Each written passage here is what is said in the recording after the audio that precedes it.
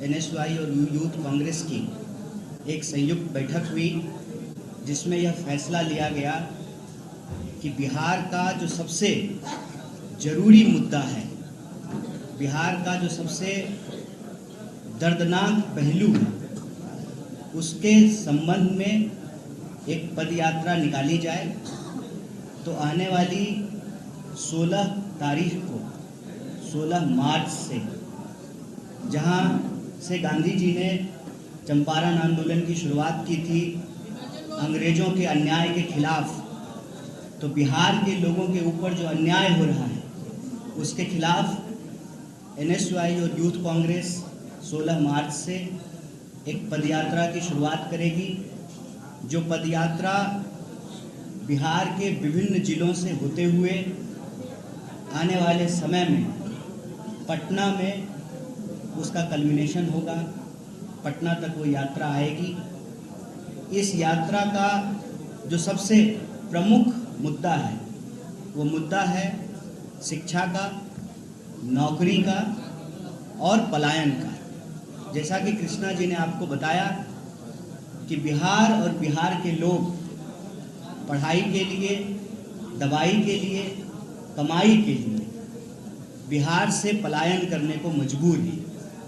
अगर हम चाहते हैं कि बिहार के लोगों को उनका गौरव दोबारा प्राप्त हो, बिहार की आवाम का आत्मसम्मान अगर सुरक्षित करना है तो पलायन रोकना पड़ेगा और बिहार के लोगों को नौकरी देनी पड़ेगी। लेकिन अगर नौकरी देना चाहते हैं तो सबसे ज़रूरी ये हो जाता है कि जो भर्तियां हैं, जो खाली पद हैं, उनको भरा जाए।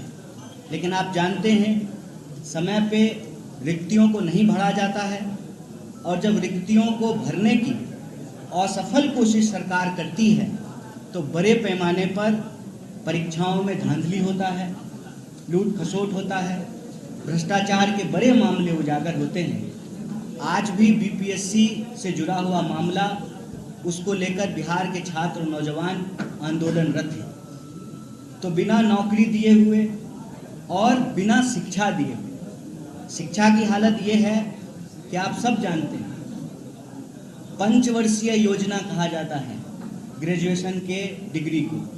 क्यों कहा जाता है पंचवर्षीय योजना?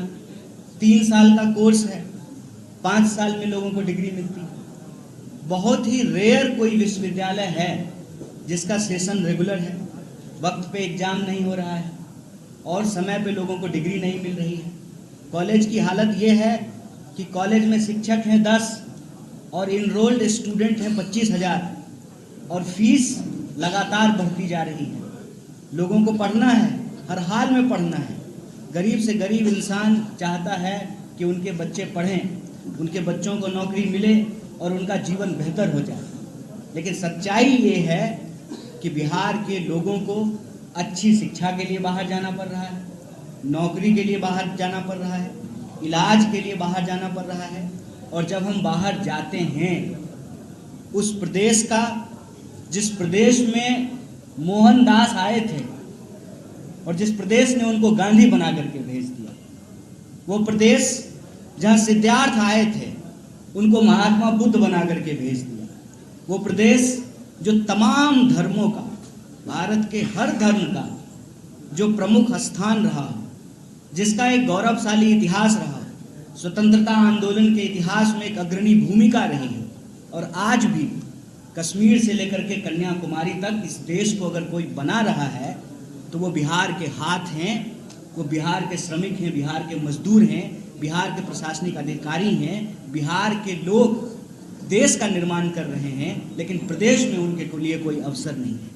इसीलिए यहाँ पर एनएसयूआई और यूथ कांग्रेस ने ये फैसला लिया है कि बिहार के लोगों के लिए, सबको शिक्षा के लिए, सबको काम के लिए और पलायन रोककर बिहार के आत्मसम्मान के लिए यह यात्रा भितिहरवा आश्रम से शुरू होगी, विभिन्न जिलों से चलते हुए पटना पहुंचेगी।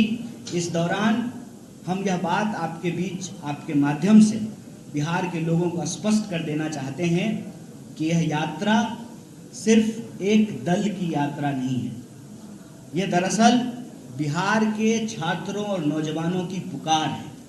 जो अन्याय उनके साथ हो रहा है, जो अत्याचार उनके साथ हो रहा है, उसके खिलाफ यह न्याय की पुकार है। इस पुकार में कोई भी विद्यार्थी या नौजवान जो महसूस करता है कि उसको सही शिक्षा नहीं मिल रही है, उसको नौकरी नहीं मिल रहा है, वो पलायन होने के लिए विवश हो रहा है, वो व्यक्ति इस यात्रा का हिस्सा हो सकता है, हो सकती है।